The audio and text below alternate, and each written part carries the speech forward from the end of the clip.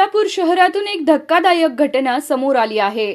लष्कर परिसरात थकीत वीज बिल वसुलीसाठी गेलेल्या महावितरणच्या कर्मचाऱ्याला मारहाण करण्यात आली आहे. ही घटना आज शुक्रवार दिनांक 19 डिसेंबर 2025 रोजी दुपारी 1 वाजण्याच्या सुमारास घडली.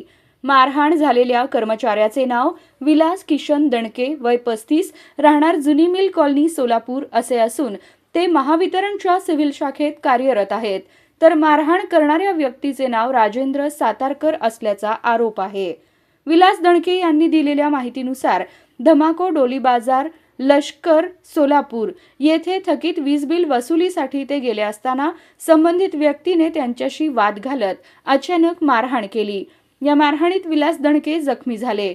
घटनेनंतर जखमी कर्मचाऱ्याला तात्काळ उपचारासाठी सोलापूरच्या शासकीय रुग्णालयात म्हणजेच सिव्हिल हॉस्पिटलमध्ये दाखल करण्यात आले आहे.